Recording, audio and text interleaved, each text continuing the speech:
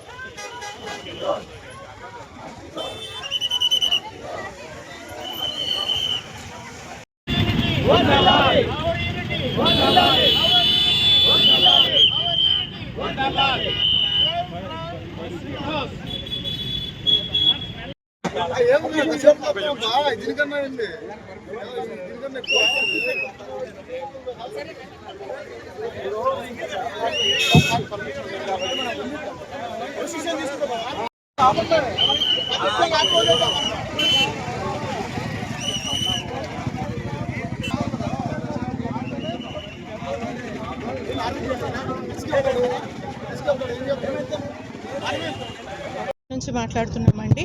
మాకు ఇక్కడ చెరువు చాలా ఇబ్బందిగా ఉంటుంది. అసలు ఎప్పుడు 24 గంటలు వాసనే వస్తుంది.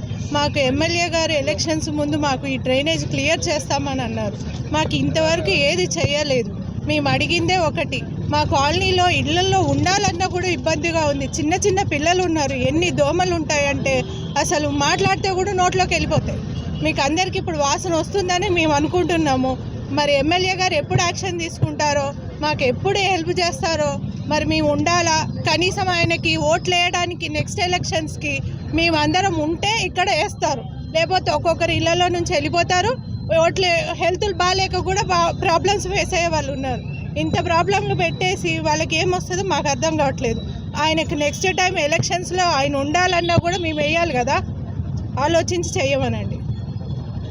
మీడియా మిత్రులకు, ఇక్కడికి వచ్చేసిన వివిధ కాలనీ మిత్రులందరికీ నా నమస్కారం తెలియజేస్తున్నా. నేను శిల్పా బృందావన్ కాలనీలో ఉంటా.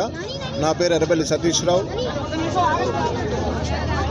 సో ఇక్కడ విషయం ఏంటంటే, ఎంటమాలజీ డిపార్ట్మెంట్ ఎవ్రీ ఇయర్ కంటిన్యూగా చేసేది, మరి ఇప్పుడు ఎందుకు చేయట్లేదో అర్థం కావట్లేదు. ఇట్లాంటి పాపం అందరు మంచి సాఫ్ట్వేర్ ఎంప్లాయీస్ అందరినీ, ఇంట్లో ఉన్న వాళ్ళందరూ రోడ్డు మీద తీసుకొచ్చిండ్రు.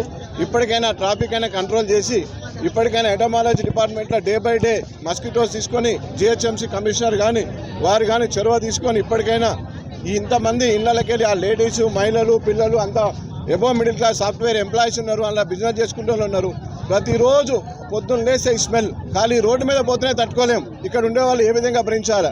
దానికోసం ఇమీడియట్ ఎల్లమ్మకుంట చెరువుని దాన్ని క్లీనప్ చేసేసి ఇక్కడ అందరికీ రిలీఫ్ కల్పించాలని పర్టికులర్గా కోరుకుంటూ, ఈ విధంగా కనుక లేకుంటే మేము ముందుండి దీన్ని ఏ విధంగా జాగ్రత్తగా తీసుకుపోయి కంటిన్యూటీ చేసుకుంటూ మేము మెయిన్ రోడ్లో ధర్నాకైనా సిద్ధంగా ఉంటాం. అవసరం అనుకుంటే దీన్ని ఎంత దూరమైనా తీసుకుపోవడానికి సిద్ధంగా ఉన్నాం. కాబట్టి ఇప్పటికైనా ఎంటమాలజీ డిపార్ట్మెంట్, మున్సిపాలిటీ వారు డే బై డే స్మోకింగ్ చేయండి. డే బై డే స్మోకింగ్ చేసేసి దోమలు వస్తాయి, దోమలను కంట్రోల్ చేయండి. ఎమ్మెల్యే గారు, కార్పొరేటర్ గారు మీరు దృష్టి తీసుకొని కంపల్సరీ దీన్ని ఏ విధంగా మీరు చేస్తే బాగుంటుంది, ప్రజలకు రిలీఫ్ ఇవ్వండి. ఇంత మంచి ఎంప్లాయీస్ను, రిటైర్డ్ ఎంప్లాయీలను అందరినీ మీరు రోడ్డు మీద తీసుకొచ్చిండ్రు. దయచేసి ఇప్పటికైనా దీనికి ఒక సొల్యూషన్ కనిపెట్టాలని కోరుకుంటూ ప్లీజ్. Thank you. అందరికీ నమస్కారం అండి. నా పేరు శిరీష సత్తు. ఇక్కడ భవ్యాస్ తులసివనం అపార్ట్మెంట్స్లో మేము 9 సంవత్సరాలుగా నివాసం ఉంటున్నాము. నేను ఇక్కడ షేర్లింగంపల్లి కాంగ్రెస్ పార్టీ వర్కింగ్ ప్రెసిడెంట్ని. స్టిల్ మాకు ముందుగా ఉన్న ప్రాబ్లమ్స్ని ముందు పెట్టడమే మాకు ఇంపార్టెంట్. నేను మన కమ్యూనిటీ కోసం అందరం కలిసి, చుట్టుపక్కల కాలనీ వాళ్ళందరం కలిసి ఇక్కడికి వచ్చి ఈనాడు 9 సంవత్సరాలుగా మా సహనాన్ని భరించి ఇంకా మా వల్ల కాక ఎన్నోసార్లు రిక్విజిషన్ లెటర్స్ ఇచ్చాము. నిన్నగాక మొన్న కూడా పంకజ మేడంని, అడిషనల్ కమిషనర్ శానిటేషన్ డిపార్ట్మెంట్ అందరినీ కలిసాము. మేము కంటిన్యూస్ ఫాలోఅప్స్ ఇస్తున్నాము. కానీ ఈ సమస్యకి పర్మనెంట్ సొల్యూషన్ అయితే లేదు ఇప్పటి వరకు. ఇక్కడ 1000 మంది దాకా కుటుంబాలు నివసిస్తున్నాయి ఒట్టి భవ్యాస్ తులసీవనంలో. దీని చుట్టుపక్కల పరిసర ప్రాంతాల్లో కొన్ని వేల మంది కుటుంబాలు ఉన్నారు, కొన్ని లక్షల మంది జనాభా ఉన్నారు. ఈ మీరు చూసినట్లయితే ఇప్పుడు ఈ లేక్లో ఇక్కడ మీకు ఒక చుక్క నీరు కనిపించదు, మొత్తం గుర్రపుడెక్కే ఉంటుంది. దోమల రాక ఏమవుతుంది? అధికారులు ముందుకు రావాలి. మీరు వచ్చి ఇప్పుడు సేవ్ ద లేక్ అని చెప్పని నినాదాలు చేస్తే సరిపోదు కదా, దాన్ని మెయింటెనెన్స్ చేయాలి. చేయకపోతే మాలాంటి మామూలు ప్రజలు ఎలా బతుకుతారు?